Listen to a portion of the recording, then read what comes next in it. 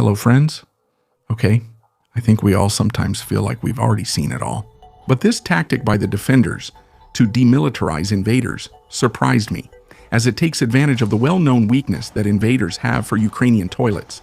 So they decided to equip a ground drone with an anti-tank mine on which they mounted a relatively intact toilet to use it as bait to attract some ambitious orc. We'll watch closely in case they release a video of this innovative trap's results. In this footage, we see the exact moment when a pair of Hornet-type kamikaze drones turn an invader's Bukanka van into a pile of metal ready to be sent for recycling. The crew tries to shoot down the attackers with rifle fire, but that's not so easy because of the Hornets' low side profile and the high speed they reach during their final attack run. In short, an impeccable attack. The different sections of the land logistics route connecting occupied Crimea with Mordor keep filling up with new burned-out vehicles, marking every kilometer of the route. Soon it will be hard to convince enough drivers to try to pass through this highway of death, where all kinds of mutant Ukrainian mosquitoes patrol. In the video, you can also see that the bridge has been damaged, which is the work of a special type of Behemoth-class attack drone carrying a tandem warhead specifically designed to destroy fortifications and reinforced structures like a bridge. The campaign of precision strikes maintains its intensity as the Ukrainian Defense Force continues to systematically dismantle, truck by truck, one of the Horde's most important supply arteries, since it connects Mordor with the occupied area of southern Ukraine and the Crimean Peninsula. In this footage released on August 6th by the Ministry of Defense, you can admire the remarkable work of a company from the elite unit, Signum, which maintains continuous fire control over the route that stretches from Mariupol to the Chongar Bridge. What Moscow once promoted as a safe land corridor has become a high-risk zone for any Russian military vehicle. The convoys, which transport troops, fuel, ammunition, and equipment, now face the constant threat of medium-range attack drones, operated not only by the pilots of Signum, but also by most of the most experienced and battle-hardened units of the unmanned systems forces.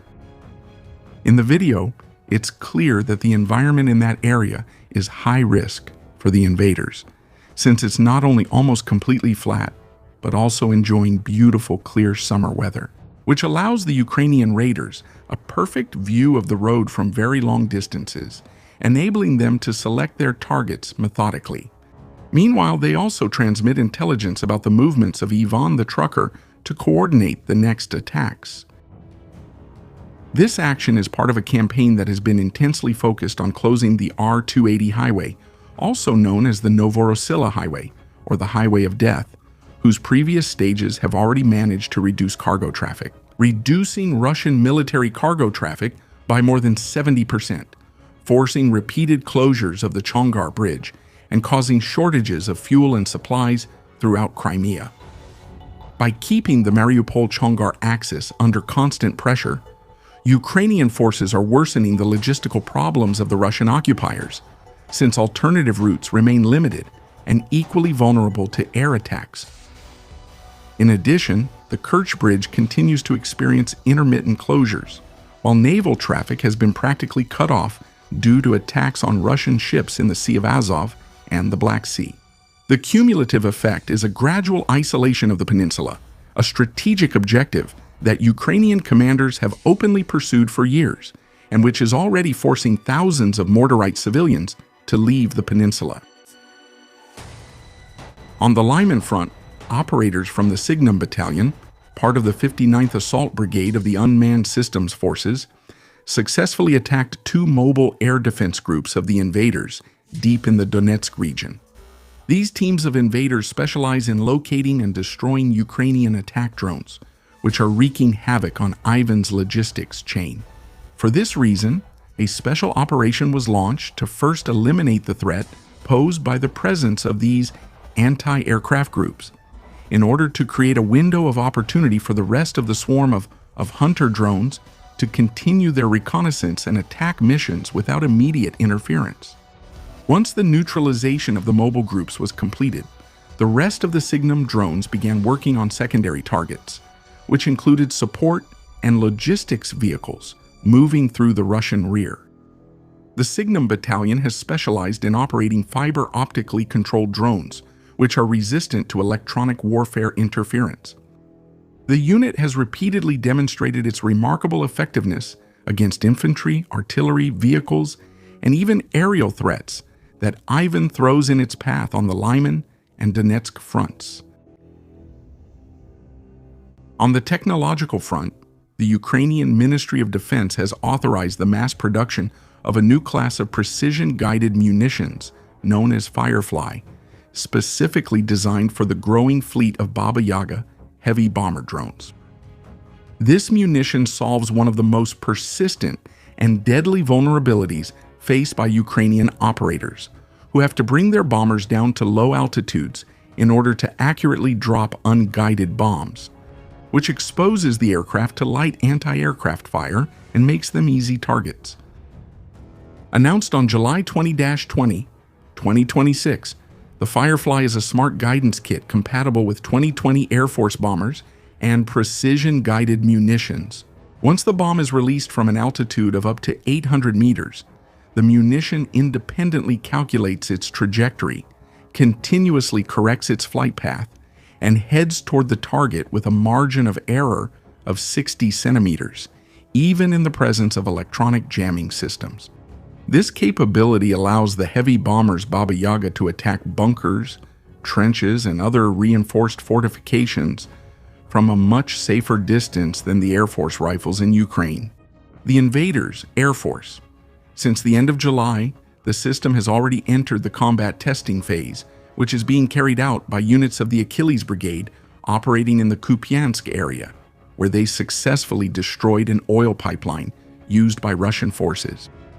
The developers have indicated that they can manufacture up to 10,000 units per month, with a unit cost of only $240 a figure that makes large-scale production economically viable for this war of attrition. Ukrainian naval drones really have Ivan the Pirate on edge. And another example of this is that, according to British Defense Intelligence, the Russian Navy has installed anti-drone metal cages on the sail of 3 of its 4 Kilo-class diesel-electric submarines stationed at the Novorossiysk naval base.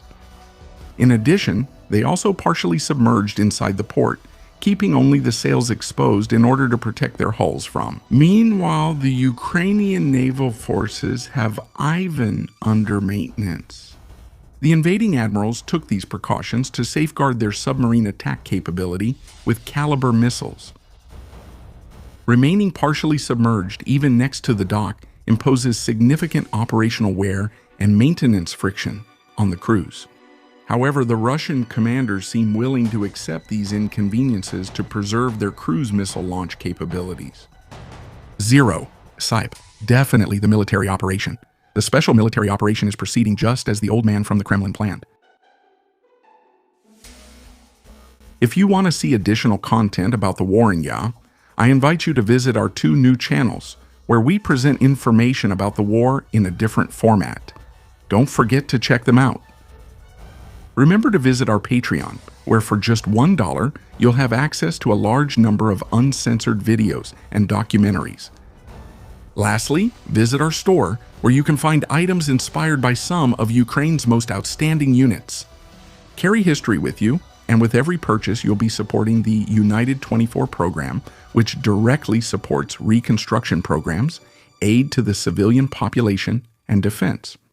Don't forget to leave a like and subscribe to the channel. See.